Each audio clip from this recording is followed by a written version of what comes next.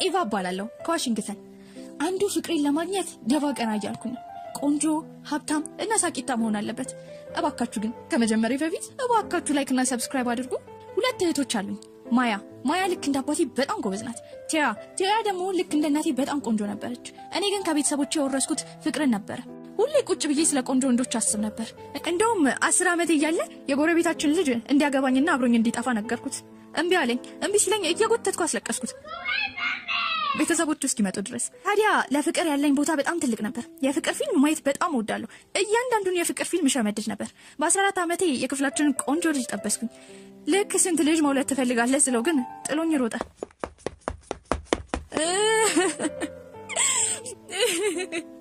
ፈጣሪ ሆይ እባክሽ እስቲ አትነፋረቂ፣ አቁሚ በቃ። ምን ላድርግ? ልቤ ተሰብሯል። በቃ ከዚህ በኋላ ልቤ መስራት አይችልም፣ ማስቀየር አለብኝ። ታውቂያለሽ ግን የልብ ስብራት ጭንቀት እንደሚያመጣ ከዛ ብሎም ደግሞ ለሞት እኮ ይዳርጋል። አንቺ ማስረቢ በጥፊ እንዳልደረግምሽ። በፍቅር ግን ተስፋ አልቆረጥኩም ነበር።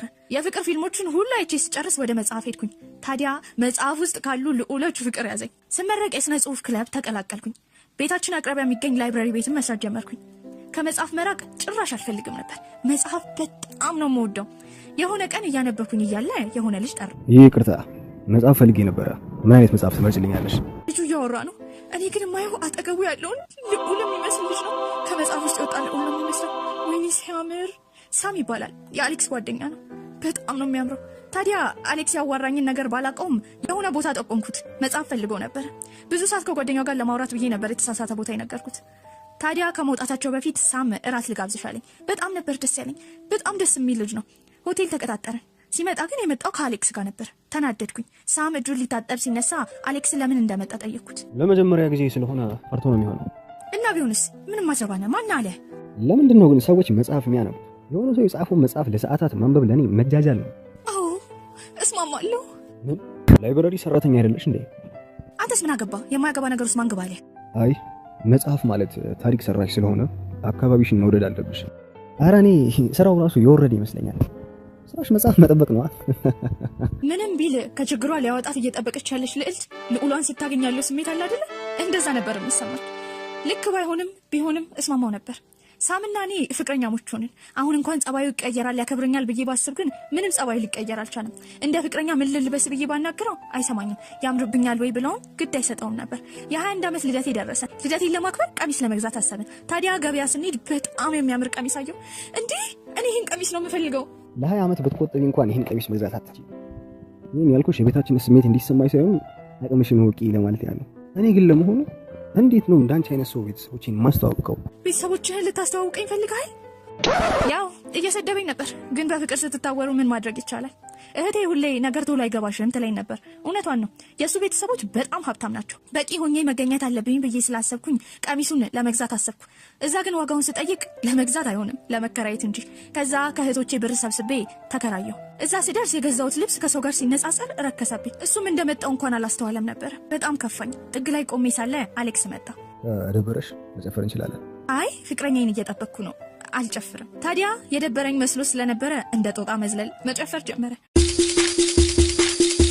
ሳም ያጎደለውን ቦታ እየሞላልኝ ይመስላል። አሁንም ግን ከሴቶች ጋር እየተቃቀፈ እየተሳሳቀ ነው። በንዴትና በቅናት ጭንቅላቴ ሊያብድ ደረሰ።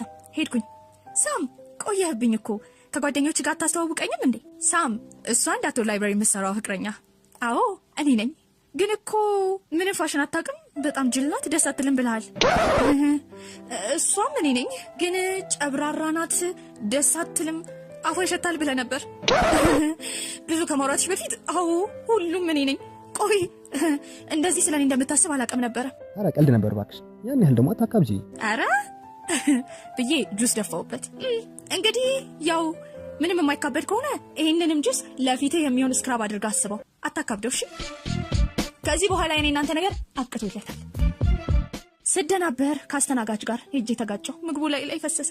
ዋው ደስ ሲል! የተከራየሁት ቀሚስም ተበላሸ። ፍቅረኛም የለኝም። ምን አይነት እድል ነው ያለኝ? ከብዙ ቀናት በኋላ ሳም ይደውልልኝ ጀመረ። ግን ካነሳ ፈቃደኛ አልነበርኩም። ስራ ቦታ አሌክስ መጣ።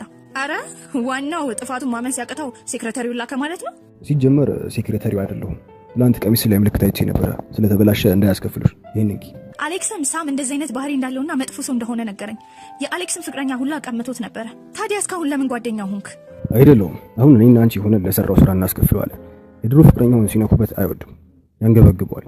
ስለዚህ እኔ ፍቅረኛ ሆነሽ እናሳብደዋለን ማለት ነው። ይሄ ነገር ብዙ ባይዋጥልኝም ሳም ግን ትንሽ የኔን ንዴት መቅመስ አለበት ብዬ ስላሰብኩኝ ተስማማሁኝ። በጣም የሚያምር ቀሚስ አሌክስ ገዛልኝ። ከዛ የልደት ዝግጅቱ ላይ ጋበዘኝ። እዛ ስሄድ ሳም አይኑን ከኔ ላይ ማንሳት አቃተው። ዋው! ከዛ ብቻዬን ቁጭ ብዬ ሳለ መጣ። ከመጀመሪያው እንዲህ ቆንጆ እንደሆንሽ ባውቅ ኖሮ እኮ አልተውሽም ነበረ። ግን እንዲህ በቶሎ ጓደኛዬን ፍቅረኛሽ ታደርጊዋለሽ ብዬ አላሰብኩም ነበር። ያው ምን ይደረጋል፣ ለአንተ ያን ያህል ኃይሌ መፍጀት አለብኝ ብዬ ስላላሰብኩኝ ነው ልብስ እንደሌላ ሴት ስለብስ የነበረው። አያያይ ካንተ ጋር መሆን አልፈልግም። አመሰግናለሁ። ግን አንድ ነገር ልምከርህ፣ መኪናን ያዝና ገደል ግባ። ከትንሽ ሳምንት በኋላ ሳም በጣም ያስቸግረኝ ጀመረ። አበባ ይዞ ይመጣልኛል፣ ይከታተለኛል። ሀሳባችን የሰራ ይመስለኛል። የስ ታዲያ በዚህ ምክንያት ከአሌክስ ጋር ብዙ ጊዜ ያሳለፍ ጀመረ። አሌክስ እና እኔ በጣም አንድ አይነት ባህሪ ያለን። በጣም ደስ የሚል ልጅ ነው። አጠገቤ ሲደርስና ቅርብ ሲለኝ ግን ልሞት ነው የምደርሰው። ሽታው በጣም ነው ደስ የሚለው። ኡፍ በጣም ነው የሚያምረው። ታዲያ የሆነ ኮንሰርት ላይ ሊጋብዘኝ እንደሚፈልግ ነገረኝ። ኮንሰርት ሊጋብዝሽ? ምርጥ ባንዶች ናቸው። ሳም ይመጣል እንዴ? እኔ እንጃ። መምጣት አለበት እንዴ? እንደጠበቅነው ሳም መጥቶ ነበረ። ኮንሰርቱ ሊያልቅ አካባቢ ዘፋኙ ቀጣዩ ዘፈን ከአሌክስ ላንቺ የተጋበዘ ነው ብሎ መዝፈን ጀመረ። ውስጤ በቃ የሆነ ነገር ተናነቀኝ። ለአሌክስ ደረስኩኝ። እኔና አሌክስ ተቃቅፈን ዘፈኑን መስማት ጀመረ። አዎ አሁን አሪፍ ነው። እየቀና ነው። ማን ነው የሚቀናው? ሳም ነዋ። አሃ ለካሱ ልጅ አለ። ምነው ከዚህ ቦታ ድራሹ በጠፋ። ወዲያው ሳም መድረክ ላይ ወጣና መስፈን ጀመረ። ሴቶቹ ሁሉ እየከበቡት ጮሁ። ድምፁ እኮ ግን ደስ አይልም ነበር። ልክ እንዳየሁሽ ልቤ እርብሻለብኝ፣ ልክ እንዲውም ነሽ እኔስ ማመን ተሳነኝ። ልክ እንደ አዲስ ሰው ሆኜ ዛሬ ብመኝሽም ሲያምረኝ ይቅር እንጂ መቼም ከሰው አልቀማሽም። አቤት እንዴት ይገርማል ቆንጅተሻል፣ አምረሻል ምን ዋጋ አለው። ይገርማል አንዴ ከእጄ ወጥተሻል ዛሬ ሳይሽ። ዘፍኖ እንደጨረሰ እጄን ጎተተኝና አብረሽኝ ሂጂ አለኝ። ልቀቃት። ሳምም የኔ ናት ብሎ ይጎትተኝ ጀመር። መሀል ላይ ግራ ተጋባው። በቃ ሁለታችሁም አቁሙ፣ ሰው እያየን እኮ ነው፣ ምናልባት በድብቅ ብዬ ሳልጨርስ አሌክስ መጣና ሳምን በቦክስ ነረተው። እረፍ እንጂ አረረፉ ባካችሁ።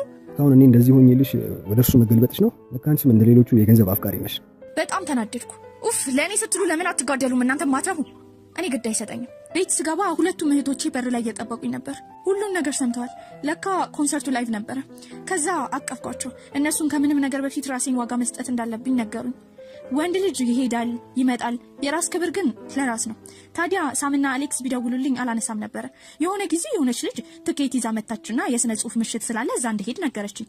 እኔም የምወዳቸው ጸሐፊዎች ስላሉ አላንገራገርኩኝ ነበር። ስደርስ ግን ሳም መጥቷል። ከመጣሽልኝ እኔ ፍቅር እዚህ ምን ትሰራለህ?